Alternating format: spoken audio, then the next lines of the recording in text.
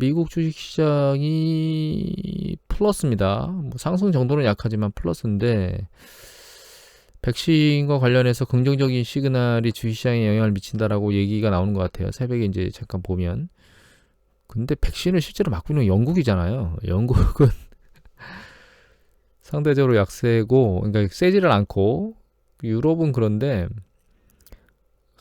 엄청나게 난리를 치고 있는 미국은, 그러니까 미국은 이 자본주의 시장의 근간이고 선두주자지만 이 광기가 너무 심한 게 아니란가라는 생각을 계속하게 됩니다. 우리나라는 1.6일 빠졌고 외국인이 1조 가까이 판 것 같은데 그걸 개미들이 다 받아줬습니다.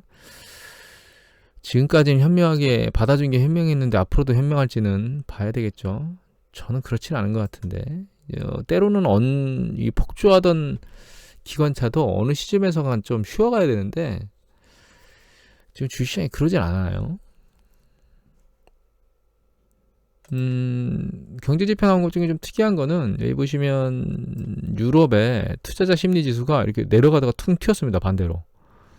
이거 봐라 이런 생각을 하게 됐고요. 여기 보시면 미국의 경제심리, 투자심리 말고 경제심리와 관련해서도 보시면 내려가다가 다시 급격히 반등했거든요.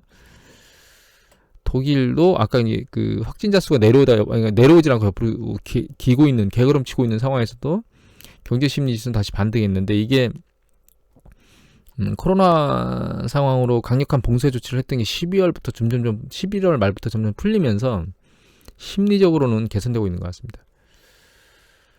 유럽 CDC 데이터는 안 보겠습니다. 큰 변화가 없어요. 추세에서. 근데 미국은 이게 어제 낮에 보여드린 데이터 같으네요. 맞는 것 같은데 12월 7일자 이거는 바뀐 것 같은데 10.5로 올라갔습니다. 존스홉킨스 데이터는. 그러니까 아직 상황을 계속 봐야 되고 진단자 수가 적었기 때문에 확진자 수가 적게 나왔다는 뜻이겠죠.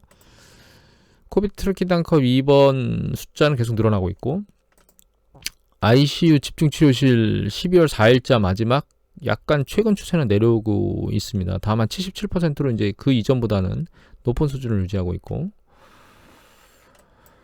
한 가지 계속 보여드리다 안 보여드린 게 미국에 이제 그 월세 내는 사람들이 집에서 쫓겨날 퇴거의 위기가 있었다는 걸 한동안 계속 보여드리다가 제가 안 보여드렸는데 그게 이제 법안으로 퇴거를 강제할 수 없도록 법안을 통과시켰는데 9월에 아마 트럼프가 통과시켰던 것 같고 국가 단위로는 CDC 질병관리본부 CDC에서도 그 퇴거를 시킬 수 없도록 뭔가를 통과시켰던 걸로 알거든요. 그게 올해 말까지였던 것 같은데 내년 1월까지라고 얘기되는 기사도 제가 본 것 같고 근데 그게 강제 조치는 아닙니다. 강제로 할 수는 없고 임대인이 그거에 대해서 이제 거부할 수 있고 그다음에 임대인들이 소송을 많이 걸었다는 기사들을 계속 봐왔거든요. 많게는 4천만이나 되는 사람들이 강제 퇴거의 위기에 몰려 있다고 하는데 이건 최대치일 거고 이거 어떤 그 연구소에서 리포트한 건데 최대치일 거고 최소한 지금 뭐 일자리가 사라진 게 한 700만 그다음에 이제 실업이 양산돼서 작년보다 거의 1000만 정도가 실업자로 양산되어 있는 상태인데 그 코로나 붕괴 전에 그 이외에도 사실 그 그러니까 고용 자체가 과거하고는 다르게 움직이고 있는 뭐 일용직이라든가 파트타이머라든가 이런 쪽으로 간 사람들까지 다 포함하게 되면 상당히 많은 숫자가 사실 거주 환경이 불안정한 상황에 있을 수 있습니다. 그런 사람들의 위기를 빨리 해결하려면 경기부양책이 일정 부분이라도 통과가 돼야 그래도 일정 부분 그 최악의 상황을 막을 수는 있을 건데 경기부양책에 대한 그 뭐 9천억 달러 얘기가 나오고 있죠. 그것에 대해서 협상의 줄다리기를 아직 계속 하고 있는 것 같고 다만 개인적으로는 통과될 것 같습니다. 상황이 이것뿐만 아니라 여기 보면 이제 제롬 파월 연준위원장이 뭐 3분의 1은 최근 제로 성장을 보이고 있고 더블 립의 위기가 있다라고 하는 얘기들이 나오고 있기 때문에 재정 정책에 대한 그 부양이 중요하긴 한데 일단 민주당은 어떤 형태로든 통과를 시켜야 될 거라고 생각을 하고 있고 그 향후 바이든 정부가 들어오게 되면 결과적으로 경제가 안 좋으면 그건 이제 바이든 행정부의 책임으로 갈 거기 때문에 민주당에서 자기네가 원하는 대로 무조건 다 통과를 시킬 수는 없을 거예요. 그래서 최대한 액션을 취하겠지만 12월 말 전에 어떠한 형태로 경기부양책은 통과될 거라고 개인적으로 생각하고 있습니다. 그렇다고 그게 이제 모든 이 상황을 해결할 수 있지는 못할 것입니다. 그래서 이 부분이 뉴스보드에 계속 올라올 것 같아요. 테슬라를 계속 보고 있는데 테슬라 급등했는데 유상증자를 또 한다네요. 올해 들어서 세 번째 아닌가 생각합니다. 세 번째 맞나? 잘 모르겠어요. 제가 기사를 대충 봐서 넘어가서 그러는데 세 번째인가? 그러니까 결과적으로는 계속 주식이 희석되고 있는 거죠. 주식이 많이 올라와서 유상증자를 하면 그만큼 자본이 많이 조달되긴 하는데 기존의 보유 주식 주주들한테는 희석되는데 긍정적인 건 아니죠, 사실. 그렇지. 예전에 나왔던 기사 중에 이게 있었습니다. 테슬라 머스크, 조선일보 기사네요. 테슬라 머스크가 페이스북 저커버거 제치고 세계 3위 부자라고 얘기가 나왔는데 저는 이해가 안 되는 게 일론 머스크가 이재용 씨보다 부자여야 될 이유가 있나요? 아니 뭐 주식을 많이 가지고 있으니까 부자겠지만 시총으로 놓고 보면 얘가 그렇게 시총이 많아야 될 이유가 있습니까? 삼성전자. 여러분들 주변에 보면 삼성전자 제품이 얼마나 많습니까? 그 국내외에. 근데 주변에 일론 머스크 테슬라 차 얼마나 돌아다닙니까? 아, 참. 이 말도 안 되는 이런 상황이 벌어지고 있다는 게 이 광기의 가장 근본적인 이유는 사실 연준에서 만들었지만 그 연준이 만들어 놓은 광기가 자체적으로 계속 힘을 받으면서 달려가고 있어요. 언제까지 갈지 참 궁금합니다, 저도. 이 테슬라가 뭐 예를 들면 뭐 전략적으로 어떻게 뭐 공장을 설립하고 뭐 어쩌고 저쩌고 뭐 이런 이 정도 규모라면 사실 이 정도 규모의 이 정도 기업이라면 이 비용 20센트 뭐 60센트 절약해가지고 안 그러면 주가가 박살날 수 있다라고 CEO가 말하는 이런 기업이 이 정도 부자라는 이 정도 가치가 있다는 게 이해가 되시나요? 이 이해가 안 되면 결과적으로는 붕괴되거든요. 제가 이제 어젠가에 그저께 잠깐 말씀드렸듯이 내년도 초반에 테슬라의 주식은 테슬라의 주식이 후반부의 주식보다는 훨씬 더 비싸. 그러니까 내년도에는 테슬라의 이 주가의 결과가 굉장히 안 좋을 거라고 말씀드렸는데 이게 마지막 끝자락을 달려가고 있다는 생각이 계속 들고 있습니다. 저는 다른 분들은 어떤지 모르겠는데 저는 그렇게 계속 들고 있습니다. 우리나라의 기획재정부 차관께서 증권화와 부동산 이상과열 세심히 관리할 거라고 자산시장 버블 얘기를 이제 시작하기 시작했거든요.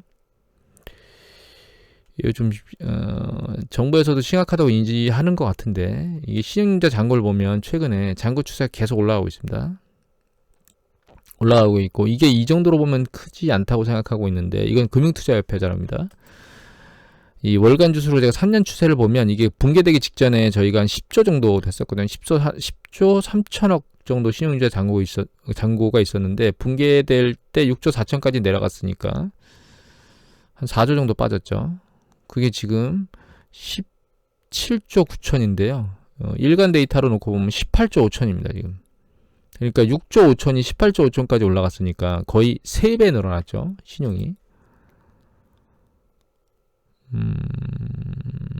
이게 붕괴는 아니지만 조정에 대비하셔야 됩니다. 급격한 조정에 대비해야 될 때가 점점점 다가오고 있다고 저는 개인적으로 생각을 하고 있고요. 그래서 오늘은 그냥 이 책 예전에도 말씀드렸는데 금융투기의 역사라는 책을 다시 한번 소개시켜 드릴게요. 여기 보시면 베스트셀러에 올랐네요. 2020년 8월 25일자에 이거 지금 재판한 거예요. 출판인데 이게 제가 예전에 산 거거든요. 굉장히 오래됐습니다. 이거 산지 제가. 여기 보면 2001년도 6월 25일. 저는 한 3, 4년쯤 산 것 같아요. 이 표지의 책을 가지고 있거든요. 근데 최근에 다시 재판했죠. 왜냐하면 너무 뜨거우니까 이게 이제 수면 위로 다시 올라온 거예요. 금융투기의 역사가. 여기 보시면 아이작 뉴턴 얘기가 나옵니다.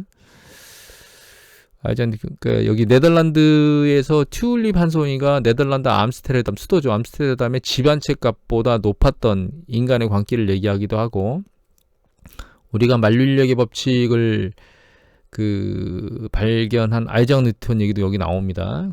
사우선시 그러니까 남의 주식회사의 주식을 샀다가 어느 정도 많이 올라서 팔았는데 더 오르니까 아이고 내가 일찍 팔았나 보다 그래서 다시 샀다가 나중에는 완전히 물려버려서 굉장히 큰 손실을 본, 그래서 한마디 거기다 남긴 게 나옵니다.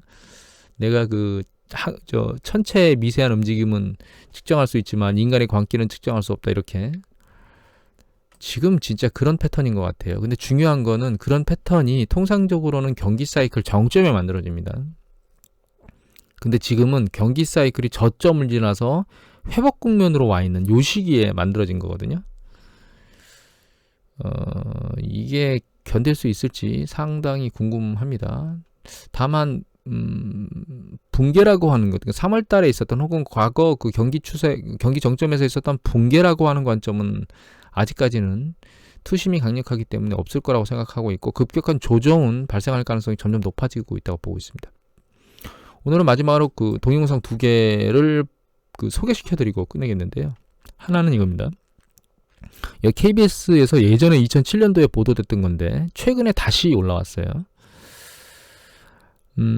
여기 보시면 2007년도 공짜 점심은 없다. 일본 부동산 경제의 시작과 끝. KBS 스페셜 욕망과 혼돈의 기록. 도쿄 1991년인데 이거는 뭐냐면은 그 플라자 합의 이후에 1985년도 플라자 합의 이후에 그 일본에 생겼던, 일본은 그 굉장히 오랜 기간 동안 토지가격이 추세적으로 올랐거든요. 사실 그거는 뭐 다른 지역도 다 마찬가지인데 플라자 합의 이후에 너무 급격히 오르면서 주식하고 부동산 동반이 급격히 상승했고 그게 붕괴돼서 굉장히 오랜 기간 동안 이 그 글로벌 금리가 생겼던 요 시기 때까지도 거의 뭐 한 20년 가까이 어떻게 사람들이 어려워졌는가를 보여주는 이야기인데요. 이 이야기는 두 가지를 의미할 수 있는데, 부동산이 너무 거품을 만들면, 그러니까 정부가 부동산 통제를 잘못하면 일반 서민들이 얼마나 고통을 받는가라고 하는 부분들이 여기 잘 나와요. 그리고 거품이 형성됐을 때 사람들이 어떻게 행동하는가, 그러니까 붕괴에 대한 걸 다 잊어버리고 어떻게 행동하는가라고 하는 부분들이 나오기 때문에 현재 아우성치긴 하지만 정부의 정책이 왜 그 억제 정책으로 가야 되는가라고 하는 걸 잘 이해할 수 있게 되고, 그게 결과적으로는 모든 국민들한테 이로운 점이다라고 하는 걸 알 수 있고, 내가 혹시 부동산 혹은 주식버블에 광기에 놀아나고 있는 게 아닌가라고 하는 걸 한번 생각하게 할 수 있는 동영상이고요.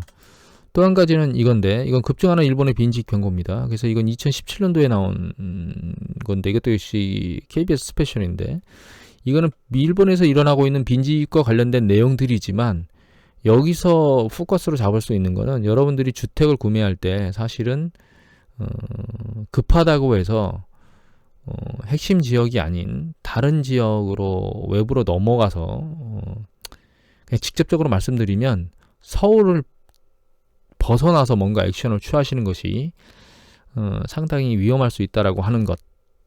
그 다음에 또 한 가지는 향후에 결과적으로는 세대 수가 줄어들어서 대형 아파트나 이런 부분들이 약간 소외될 수도 있다라는 그런 부분들을 잘 이해하실 수 있는 그런 영상인 것 같아요.